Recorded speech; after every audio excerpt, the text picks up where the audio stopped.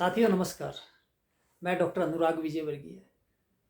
साथियों, जैसा कि आपको पता है कि भादों का महीना शुरू होने वाला है। भादों से मतलब है भाद्रपद, हिंदी महीना है। तो मैं आज ये बताना चाहता हूँ कि भादों के महीने में हमें क्या खाना चाहिए और क्या नहीं खाना चाहिए। सेहत के लिए, हमारे स्वास्थ्य के लिए भादों के महीने में क्या चीज़ें हमारे लिए लाभकारी रहेगी।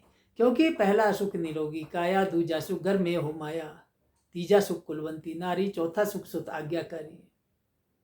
तो 9 सुख बताए, उनमें पहला सुख है निरोगी काया। तो साथियों, भादों के महीने में एक लोक कहावत बताती है कि सावन साग भादो दही।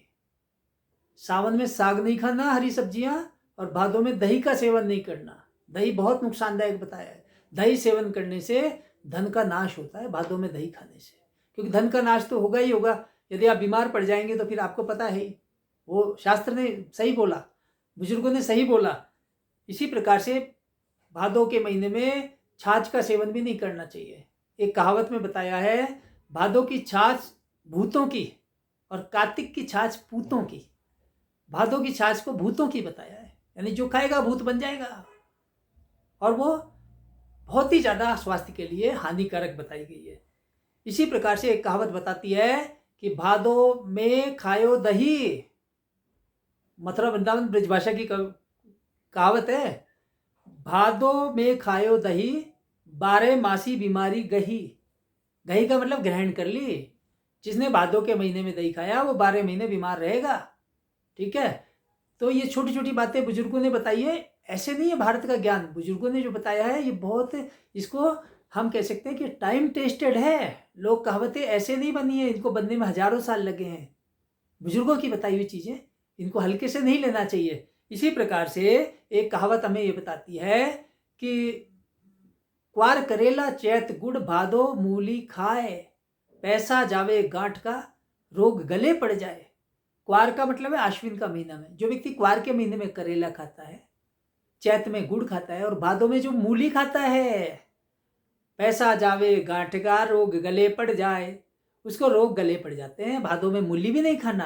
मैंने पहले बताया दही नहीं खाना, फिर मैंने बताया छाछ नहीं खाना, तीसरा बताया मूली नहीं खाना। भादों के महीने में ये निषेध बताया है। चौथी बात ये बता रहा हूँ कि ये कहा मैंने पिछले महीने सावन का महीने के बारे में बताया था, उसमें ये चर्चा हुई थी, सावन व्यालू जब तब कीजिए, भादो व्यालू नाम न लीजिए। भादों के महीने में व्यालू कहते हैं पूरी तरह पेट भर पेट भोजन।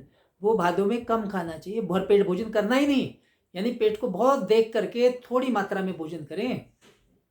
अन्नेन कुक्षेर द्वावंशो, ये लिखा ना, जो अन्न से चार हिस्से पेट के कर लो, तीन हिस्से तो भर सकते हो आप, चौथा हिस्सा वायु संचरणार्थाय चतुर्थम अवशेषियेत। चौथा हिस्सा उसको वायु के संचरण के लिए खुला रखिए, उसमें ज्यादा इतना खाना चाहिए, सीमित खाइए, कम मात्रा में खाना चाहिए भादों के महीने में, अन्यथा आप बीमारियों की चपेट में आ जाएंगे। और भादों के महीने में रात्रि भोजन का निषेध है।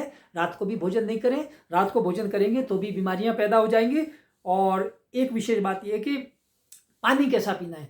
4 लीटर पानी को धीमी आग पर उबालें, और जब उबलते उबलते चौथाई मात्रा में बचे, यानी 1 गिलास बचे, तो ये पानी आप पीजिए। ये पानी बहुत अमृत के समान आपको लाभ देगा।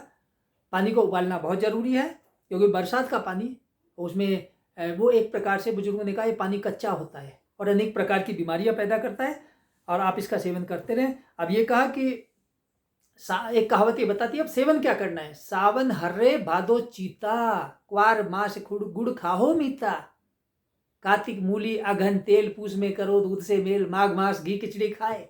कहावत लंबी है, 12 महीने में बताया, बुजुर्गों ने कहा, ऐसे ही नहीं बोला। बुजुर्गों की बातें प्रामाणिक हैं। तो भादों में चिरायता का सेवन करना चाहिए।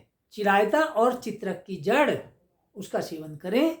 चिरायते का आप किसी भी रूप में सेवन कर सकते हैं, क्योंकि बीमा बुखार इत्यादि अनेक प्रकार से रक्त विकारों से ये बचाव करता है। पित्त दोष, इसमें पित्त दोष को शांत करता है। इसी प्रकार से चित्रक की जड़, वो भी आपको सेवन करनी चाहिए, क्योंकि अग्नि बहुत मंद रहती है। चित्रक जो है अग्नि को बढ़ाता है, और इसके लिए आयुर्वेद में चित्रकारी वट्टी का उल्लेख किया गया है। आप इनका सेवन करें, आप स्वस्थ बने रह सकते हैं।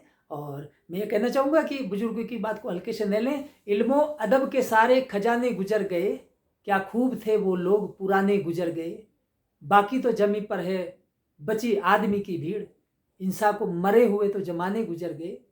तो साथियों, आप मुझे विश्वास है कि आप इन नियमों का पालन करेंगे और जो मैंने बताया वो खान पान में थोड़ा परहेज रखेंगे तो आप वर्ष भर स्वस्थ बने रहेंगे। Prevention is better than cure. साथियों, फिर अगली बार किसी नए विषय के साथ उपस्थित होऊंगा। धन्यवाद।